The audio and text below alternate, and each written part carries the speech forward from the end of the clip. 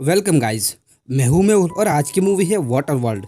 कहानी की शुरुआत में हमें बताया जाता है कि ये लोग 25वीं सदी में जी रहे हैं और यहाँ पर हमें दिखाया जाता है कि सारे ग्लेशियर पिघल चुके हैं और अब पूरी धरती पानी ही पानी है।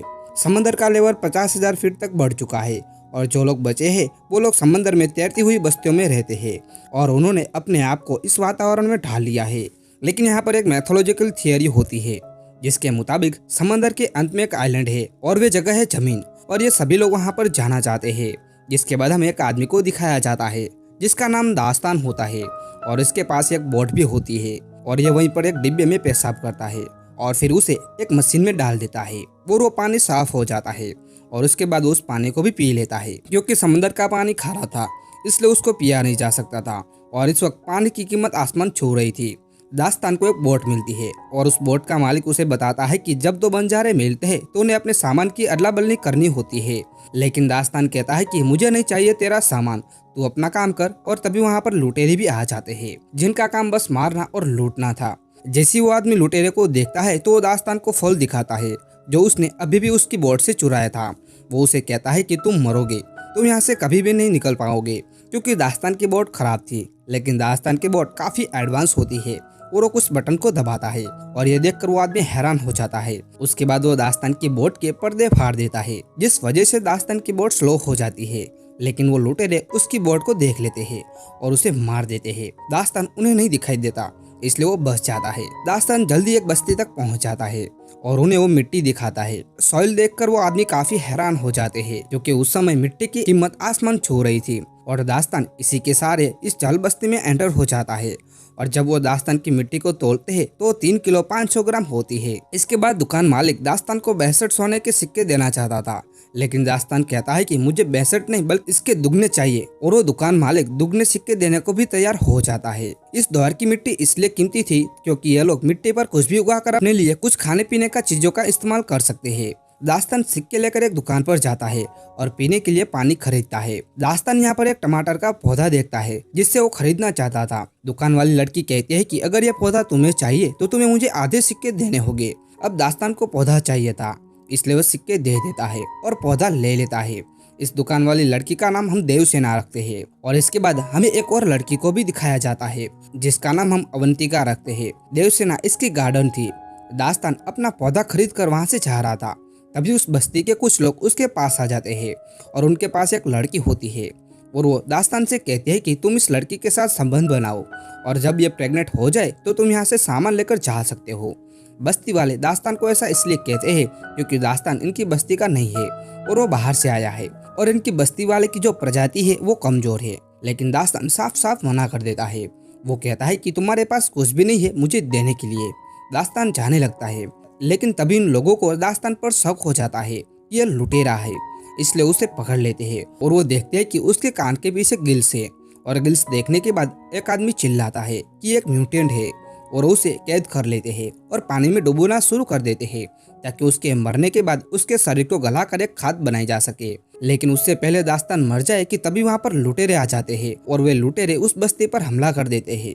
दास्तान डूबने लग जाता है कि तभी उसकी मदद के लिए वहाँ पर देवसेना आ जाती है। देवसेना कहती है कि मैं तुम्हें बचा सकती हूँ लेकिन उसके बदले में हम दोनों को अपने साथ ले जाना होगा।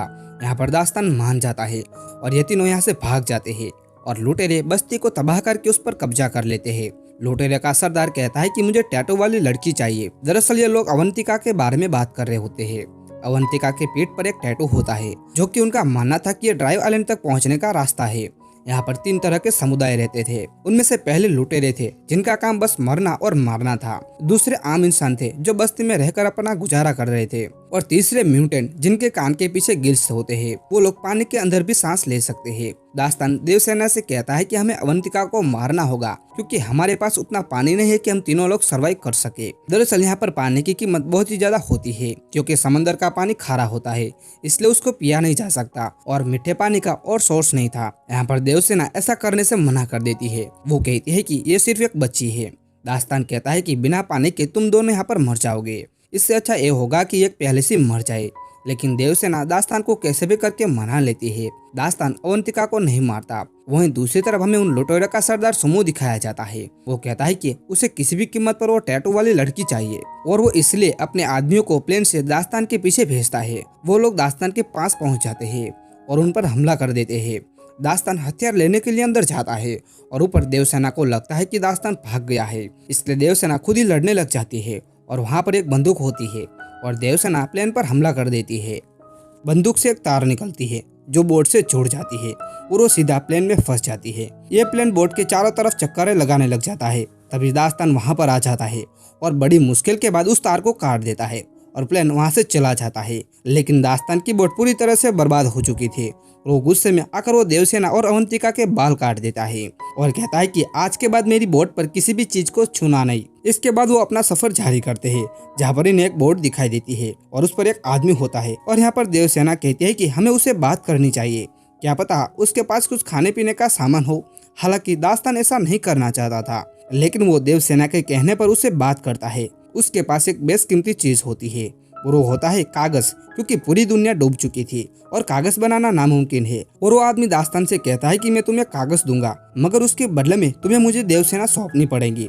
दास्तान मान जाता है और कहता है कि आधे घंटे के लिए देवसेना तुम्हारी हुई। वो आदमी देवसेना को तहखाने में लेकर जाता है और उसकी इज्जत लूटने की भी कोशिश करता है। हालांकि दास्तान वहाँ पर आ जाता है और कहता है कि हमारी डील कैंसिल हुई। वो आदमी चाकू निकाल लेता है और दास्तान पर हमला करने की कोशिश करता है, लेकिन उसकी ये कोशिश नाकाम हो जाती है क्योंकि दास्तान उसे मार देता है।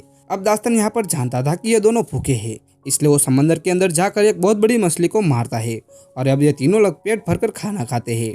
धीरे धीरे साथ रहने की वजह से दास्तान की देवसेना से दोस्ती हो जाती है और अब वो अवंतिका को तैरना भी सिखाते हैं। जहाँ तो वो उनके साथ रहना भी नहीं पसंद कर रहा था, लेकिन अब वो इनका हिस्सा बन चुका था। एक दिन दास्तान देखता है कि वो लुटेरे इनको ढूंढ रहे हैं क्योंकि इन्हें अवंतिका चाहिए, क्योंकि अवंतिका की पीठ पर जो नक्शा था वो उनको चाहिए था।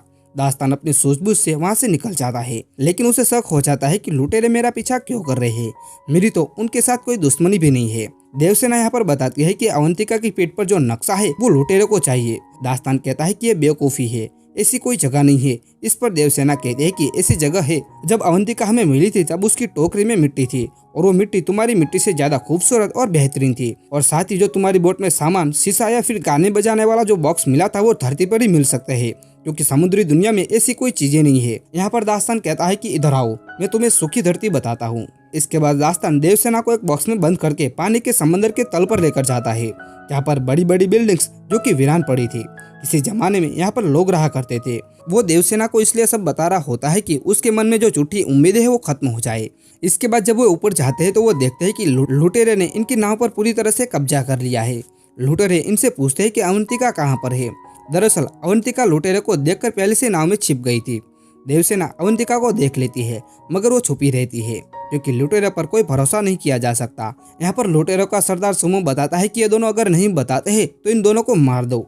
और इससे पहले इन दोनों को मारते कि अवंतिका बाहर आ जाती है और अवंतिका को कब्जे में ले लेते हैं। इसके बाद सुमो दास्तान और देवसेना को मारने का ऑर्डर दे देता है, लेकिन इससे पहले वो लोग इन्हें मार पाते दास्तान देवसेना को लेकर पानी में डूब जाता है। लेकिन देवसेना पानी में सांसें नहीं ले सकती थी क्योंकि वो दास्तान की तरह म्यूटेट नहीं है, वो एक साधारण इंसान है। इसलिए दास्तान देवसेना को अपने मुंह से खुद सांस देता है और ये काफी देर तक पानी में ही रहते हैं। और जब ये ऊपर आते हैं तो ये देखते हैं कि लुटेरे ने दास्तान की नाव को पूरी तरह से तबाह कर दिया था। दास्तान की अच्छाई और इंसानियत को देखकर उसे प्यार करने लगी थी और ये काफी करीब आ जाते हैं। दास्तान को अपनी नाव पर वो कागज मिलता है जो उसे उस आदमी ने दिया था। कागज पर आइलैंड का चित्र था जिस पर बहुत सारे पेड़ थे और अवंतिका ने भी वैसा ही चित्र बनाया था। दास्तान समझ जाता है कि अवंतिका की पेट पर जो नक्शा है वो सुखी धरती का ही है, क्योंकि अवंतिका केवल वही चित्र बनाती है जो उसने देखा है। लेकिन इनका यहाँ से निकल पाना नामुमकिन था क्योंकि उनकी बोट खराब थी। थोड़ी देर बाद वहाँ पर एक आदमी आ जाता है जिसके पास उड़ने वाला बलून था और वो देवसेना की बस्ती का ही था जहाँ वो लुटेरे गए थे, इसलिए वहाँ से भाग कर आ गया था। वो देवसेना से कहता है कि अच्छा हुआ तुमने बोट को जला दिया, नहीं तो मैं तुम्हें कभी भी नहीं ढूंढ सकता था, क्योंकि धुएं की वजह से यहाँ तक पहुँचा हूँ। और वो इन दोनों को बलून में लेकर आता है। लेकिन यहाँ पर दास्तान डिसाइड करता है कि वो अवंतिका को ढूंढ कर लाएगा, इसलिए एक बड़े जहाज पर पहुँच जाता है जहाँ पर वो लुटेरे थे। दास्तान सुमो के सामने खड़े होकर कहता है कि मुझे वो बच्ची चाहिए, लेकिन सुमो अवंतिका को देने से मना कर देता है। यहाँ पर दास्तान एक मसाल निकालता है और पास ही में एक टैंक में डाल देता है, जिससे एक बहुत बड़ा धमाका होता है और इसके बाद सारे आदमी मारे जाते हैं। दास्तान अवंतिका को ढूंढने लग जाता है, लेकिन वो देखता है कि सुमो अवंतिका को प्लेन में उड़ाकर ले जा रहा है। दास्तान प्लेन को रस्सी से अटकाकर क्रैश करवा देता है। अब ये विशाल जहाज डूब रहा था, लेकिन इससे पहले जहाज डूब जाता वहाँ पर देवसेना उड़ने वाला बलून लेकर आ जाती है और उनको बचा लेती है। और तभी जहाज पर एक बहुत बड़ा ब्लास्ट हो जाता है, जिससे लगभग सारे लुटेरे मारे जाते हैं।